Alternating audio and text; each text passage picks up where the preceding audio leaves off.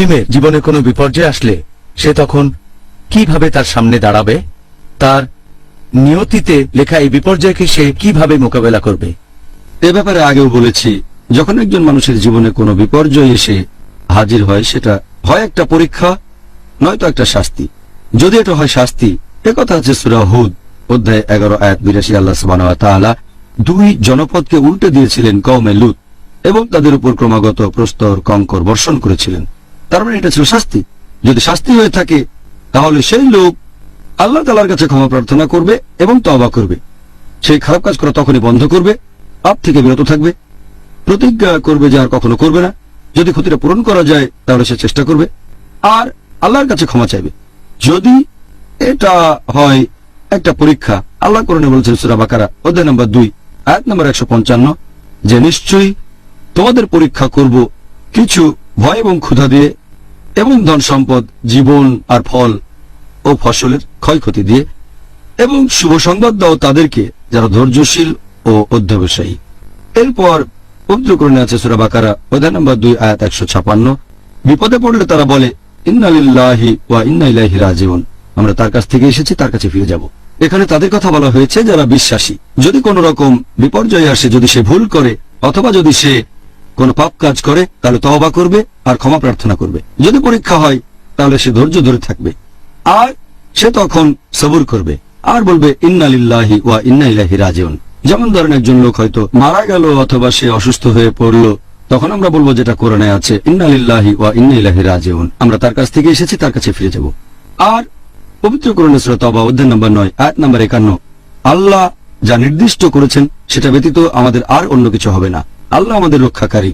আর মুমিনদের বলো তারা যেন আল্লাহ সুবহানাহু ওয়া তাআলার উপর নির্ভর করে। এরপর আরো হচ্ছে সূরা তাগাবুন অধ্যায় নম্বর 64 আয়াত নম্বর 11 আল্লাহ তাআলার অনুমতি ব্যতীত কোনো বিপদই কখনোই আমাদের উপর আপতিত হয় না, এবং কেউ আল্লাহকে বিশ্বাস করলে আল্লাহ তার অন্তরকে সুপথে পরিচালিত করেন। এরপর কোরআনে আছে সূরা জুমার অধ্যায় নম্বর 39 আয়াত নম্বর 10 যারা ধৈর্যের সাথে অধ্যবসায়ী হয় তাদের জন্য রয়েছে অপরিমিত পুরস্কার।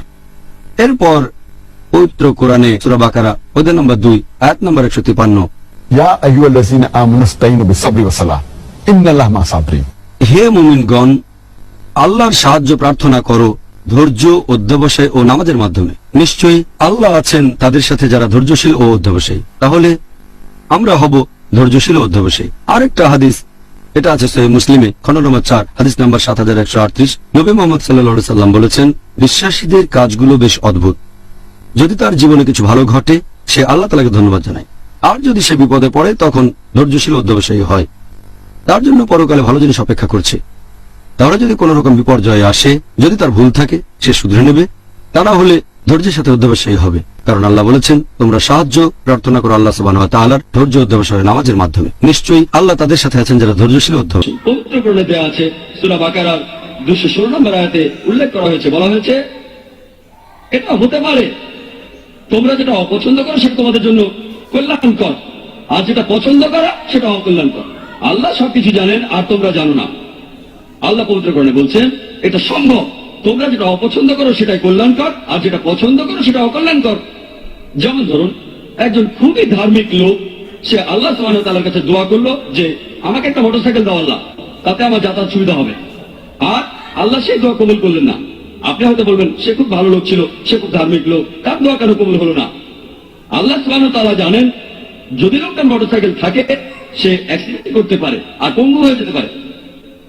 আর পবিত্র কোরআন বলছে তোমরা যেটা পছন্দ করো সেটা অকল্যাণকর হতে পারে।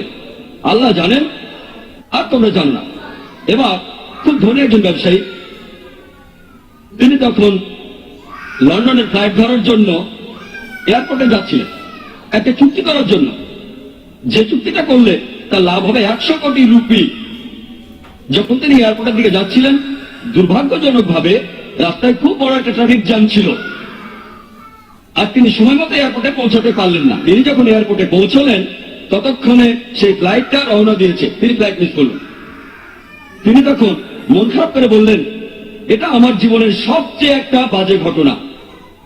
বাড়ি ফিরে যাওয়ার সময় গাড়িতে যে রেডিওটা ছিল তাতে লেটেস্ট খবরটা শুনলেন যে তিনি যে ফ্লাইটটা ধরতে যাচ্ছিলেন, যে ফ্লাইট লন্ডন যাচ্ছিল, সেটা ক্র্যাশ করেছে।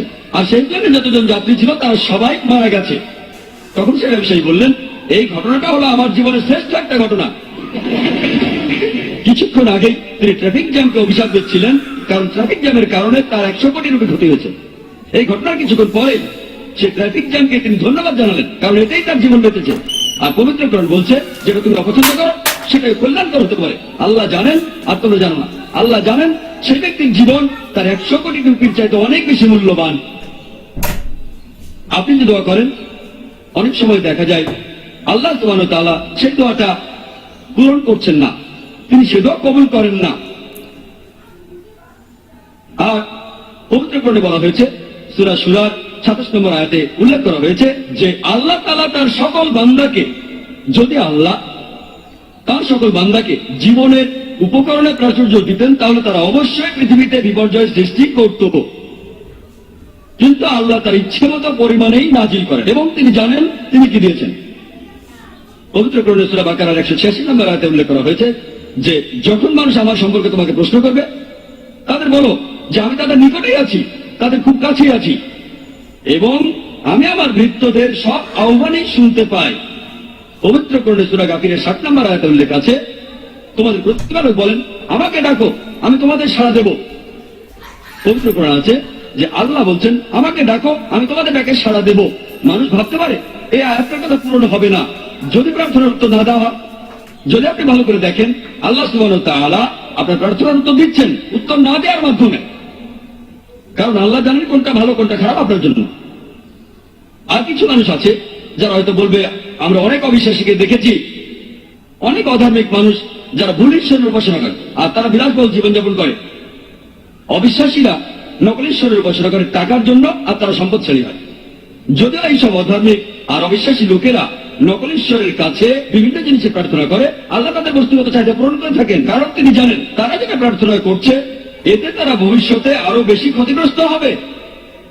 পরকালের জীবনে এসবের কারণে তারা শুধু ক্ষতিগ্রস্ত হবে। সত্যিকারের বিশ্বাসীদের ক্ষেত্রে এটা ব্যাপারই না যে সে ধনী না গরিব, আর এখন তার সুসময় না দুঃসময়, আর তারপরও আল্লাহ সুবহানাহু ওয়া তাআলাকে বিশ্বাস করে। পবিত্র কোরআনে সূরা নূরের 37 নম্বর আয়াতে উল্লেখ করা হয়েছে যে সেই সব লোক যারা ব্যবসা বাণিজ্য এবং ক্রয় বিক্রয় করেও আল্লাহ সুবহানাহু ওয়া তাআলাকে স্মরণ করা, যাকাত প্রদান করা ও সালাত আদায় থেকে বিরত থাকে না। তারা ভয় করে সেই দিনকে, যেদিন অনেকের অন্তর ও দৃষ্টি বিপর্যস্ত হয়ে পড়বে। তারা শুধু আখিরাতে ভয় করে, রোজ কিয়ামতের দিন, যেদিন আমাদের প্রত্যেকের বিচার করা হবে। সত্যিকারের বিশ্বাসী সবসময় বলে আলহামদুলিল্লাহ, যে ঘটনায় ঘটে থাকুক না কেন আলহামদুলিল্লাহ, মানে সমস্ত প্রশংসা আল্লাহ। এমনকি যদি তার ক্ষতিও হয় সে বলবে আলহামদুলিল্লাহ, কারণ সে আল্লাহকে বিশ্বাস করে। আর আল্লাহ তাআলা যখন সেই ব্যক্তির ক্ষতিটা হতে দিলেন, এতে করে ভবিষ্যতে তার জন্য আসলে উপকারী